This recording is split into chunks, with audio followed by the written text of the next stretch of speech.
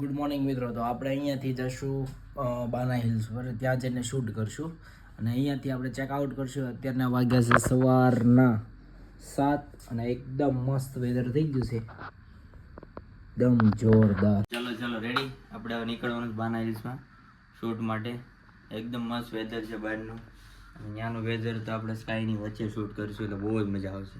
હાલો તમને બ્લોગમાં આગળ બતાવું છું. તો આપણે આ ડેસ્ટિનેશન ઉપર પહોંચી ગયા છીએ અને આપણી હવે કાર અહીંયા મૂકી દઈશું અને હવે અહીંયાથી આપણે બાના હિલ્સ માટે ઉપર જવાનું છે. આ છે કેબલ કારનો નીચેનો રિસેપ્શન એરિયા. તો હું તમને દેખાડું છું. આખો એનો રિસેપ્શન એરિયા છે. અહીંયાથી આપણે હવે કેબલ કારમાં જવાનું છે. ભાઈ આપણે કેબલ કારની અંદર હવે આપણે જવાનું છે. તો એનું રિસેપ્શન એરિયા પર આપણે એની ટિકિટ લેવાની છે અને ટિકિટ અહીંયાથી આપી દીધી છે. કેટલી થઈ કેનિલ? 4.5 કરોડ.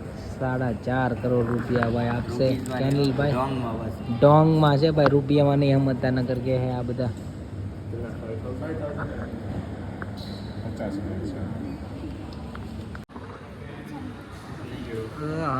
પરસેદી આપે સદનારાયણની એમ હાથ આપે. હા આ લોકોને જે દેવાની સ્ટાઇલ છે ને એ જો અલગ છે, કઈ રીતે આપે, બે હાથે આપે. આપણે કેબલ કાર ની અંદર બેસી ગયા છીએ. જો ધુમ્મસ વાળું વાતાવરણ થઈ ગયું, આગળ પાછળનું કઈ દેખાતું છે નહીં.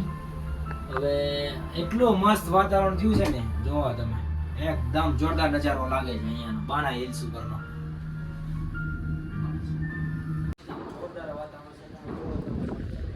કેટલો સામાન આવી ગયો છે, વાતાવરણ તો એક નંબર થઈ ગયું છે અને આપણે શૂટ ચાલુ કરી દીધું છે. હવે ફોગી વેધર છે, ઊંધા છે, ફોન પકડાઈ ગયો છે, ફોટો નહીં લગાવતા. ભાઈ આપણે શૂટ માટે થોડી વાર રેસ્ટ લેશું, કારણ કે એટલું બધું ફોગી વાતાવરણ થઈ ગયું છે ને કે આપણને કંઈ દેખાતું નથી અને કેમેરામાં બી પ્રોબ્લેમ પડે છે, ફંગસ જેવું આવી જાય છે. બસ જો આ પોઝ યાદ રાખજો, આવો કરવાનો છે બેસીને. બસ વેધર અહીંનું એકદમ મસ્ત થોડું ક્લીન થઈ ગયું છે એટલે આપણે અહીંયા શૂટ કરી લેશું, કારણ કે અહીંયાનો નજારો એકદમ જોરદાર આવે છે. તમને દેખાડી દઉં છું. ગોલું બેસી ગયો છે અહીંયા, જો હજી ચેન્જ થઈ ગયું છે આખું વાતાવરણ. આ છે ભાઈ મોર. મોરનો વ્યૂ તમને દેખાડી દઉં ઉપરથી, એકદમ જોરદાર આવે છે.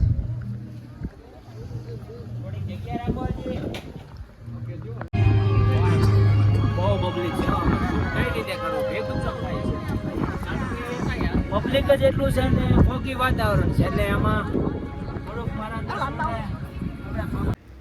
વેધરના કારણે હવેનું શૂટ આપણે હવે અહીંયા બાકી રાખશું અને આવતીકાલે ફરીથી આવશું. ત્યાં સુધીમાં નેક્સ્ટ બ્લોગમાં જોઈશું.